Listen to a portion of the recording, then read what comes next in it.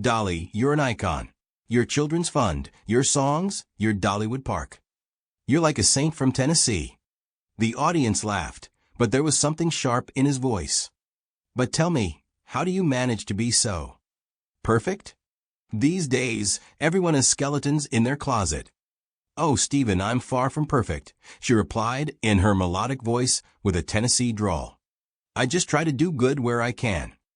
You know, in the mountains where I grew up, we were taught to share the last piece of bread. The audience applauded, but Colbert didn't back down.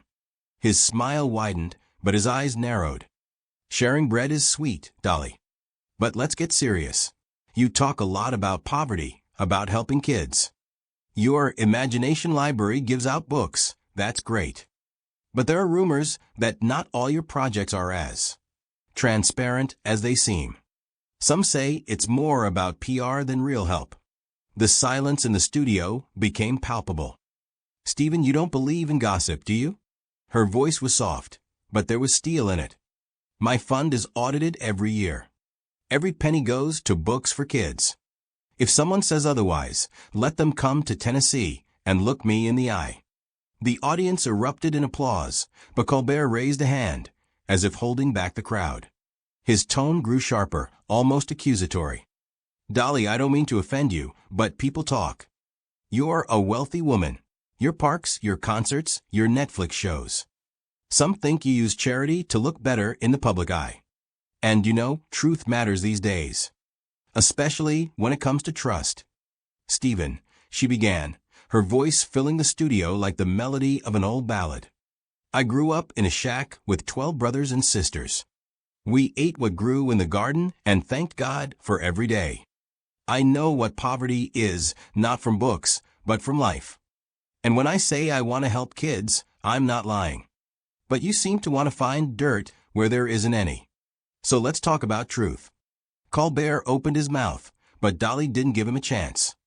She leaned forward, her voice quieter, but all the more piercing. I've heard you joke about politics, about people fighting for their rights. You laugh at those who protest injustice, call them loud. But tell me, Stephen, when was the last time you talked to someone who lost their job because a factory closed? Or to teachers who buy notebooks for their students with their own money? You sit here in your fancy studio, thinking your jokes make a difference. But they don't. You're just selling laughter. The studio erupted in cheers. Colbert, caught off guard, tried to keep his composure. His smile wavered, and his fingers nervously gripped his pen. Dolly, I'm just asking the questions people want to know, he said, but his voice sounded uncertain. Questions? Dolly repeated, her eyes narrowing. No, Stephen, you're accusing. And you know what? I'm not one to stay quiet when I'm attacked. I'm here to speak the truth. And the truth is, you're afraid to dig deeper, because then you'd have to admit your jokes are just a way to avoid real problems. The audience exploded in applause again, this time louder, almost deafening. A woman in the front row stood up, clapping so hard her palms turned red. Colbert, sensing he was losing control, tried to change the subject. All right, Dolly, let's talk about your new song.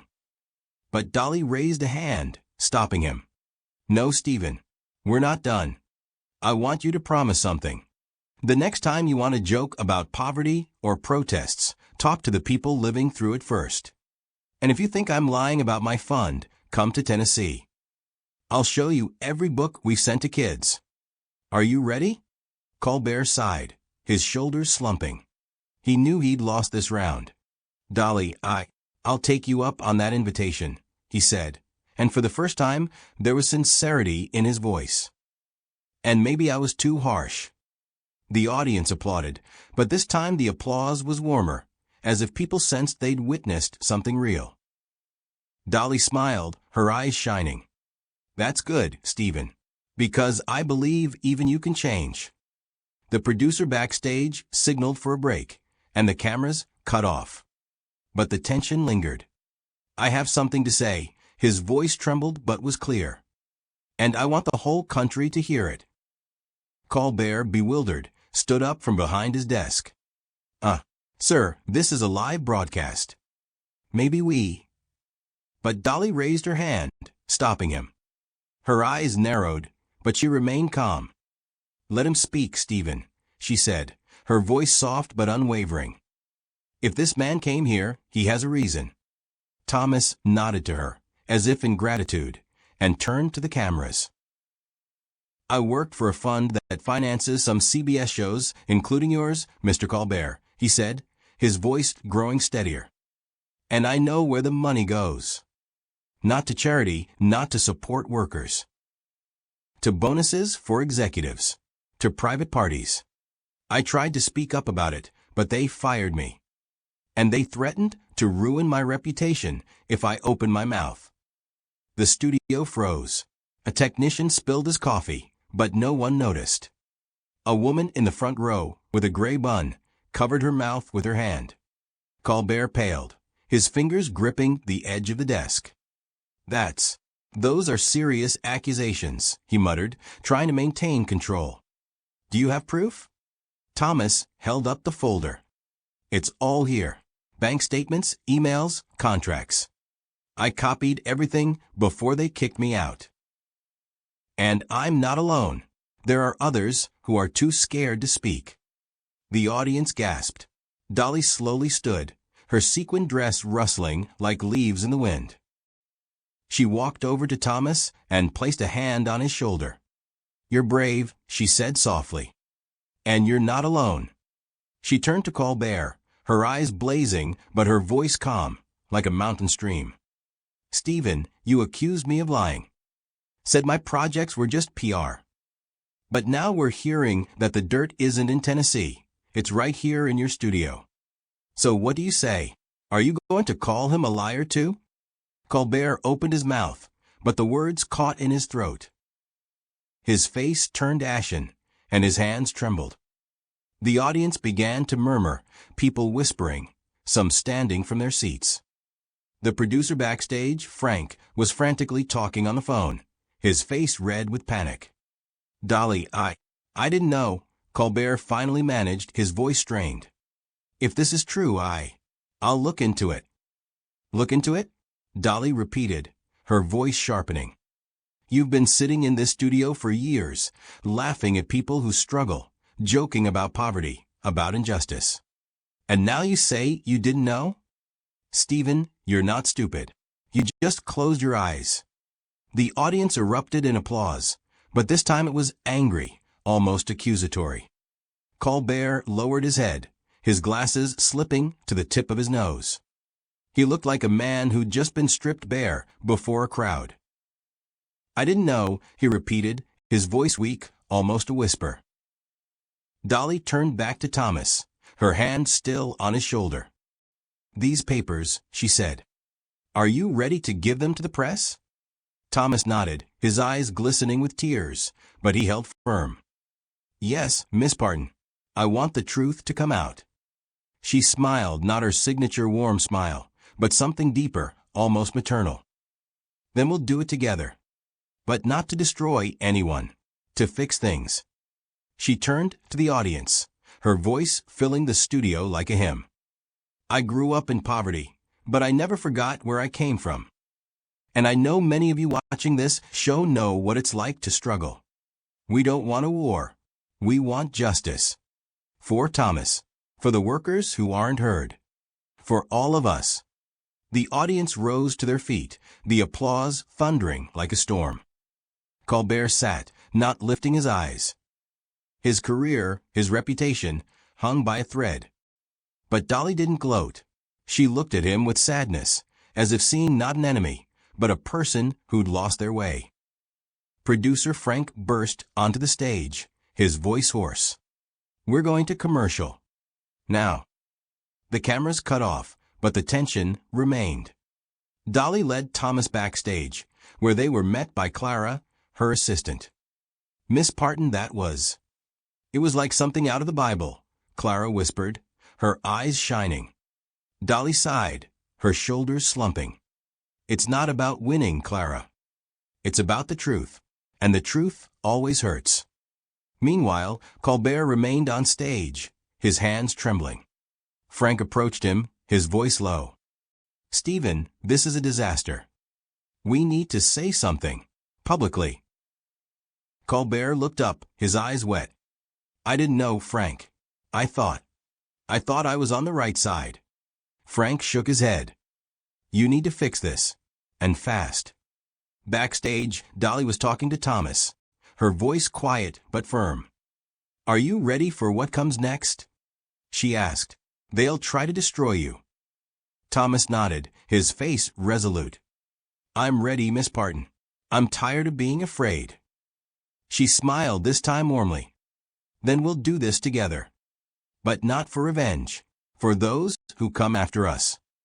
Stephen, she said softly, her Tennessee drawl sounding like the melody of an old ballad.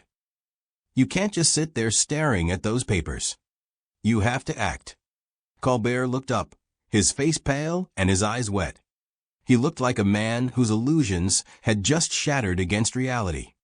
Dolly, I didn't know. His voice trembled. I thought I was on the right side. I joked about politics, about injustice, but I never thought that this was happening right here. Dolly sat across from him, her sequined dress rustling. She folded her hands on the table, her fingers adorned with simple rings, steady and calm. Nobody knows everything, Stephen, she said. I didn't know either, not until Thomas walked onto that stage. But now we know, and that changes everything. The question is, what are you going to do with this truth? Colbert sighed, his fingers nervously flipping through the papers.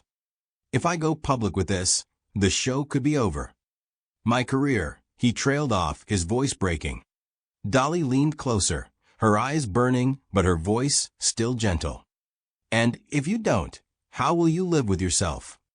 You accused me of lying, Stephen. Said I was using charity for PR. But I'm going to show you what it means to be honest. I'm taking these papers to the press. And I want you to be with me. Not to destroy you, but to fix things. Colbert looked at her, his eyes narrowing. You could just walk away, Dolly. Take those papers, give them to the journalists, and leave me in the dust. Why don't you? She smiled, not triumphantly, but with a warmth that could melt ice. Because I believe in people, Stephen. Even those who mess up. I grew up in the mountains, where we helped each other, even when someone stumbled. You're not my enemy. You're just lost. He lowered his gaze, his fingers tightening around the folder. The silence stretched, but it wasn't tense, it was alive, as if something new was being born within it. The following days were a whirlwind. Dolly and Thomas met with journalists from the New York Times and NPR. The papers Thomas brought exposed not only the mismanagement of the CBS fund, but also a broader system where charitable funds were siphoned off for the personal gain of media executives. Articles hit the presses with bold headlines, CBS scandal. The truth they hid, and Dolly Parton and the accountant who changed everything. But the most astonishing thing was that Stephen Colbert's name appeared alongside Dolly's in those stories. Colbert took a step no one expected. On the next episode of The Late Show, he walked onto the stage without his usual humor. His suit was simpler, no bright tie, and his face was somber. The audience, filled with people who had seen the previous broadcast, waited in tense silence. I was wrong, he began, his voice quiet but clear. I thought my jokes were a way of telling the truth. But I didn't see the truth right in front of me. Thomas Reed and Dolly Parton showed me what it means to be brave. And I want to make things right. He announced that he was working with Dolly and unions to create a fund to support media industry workers. CBS, under public pressure, agreed to an independent audit and salary increases for lower-level staff. Colbert also pledged that his show would change its format.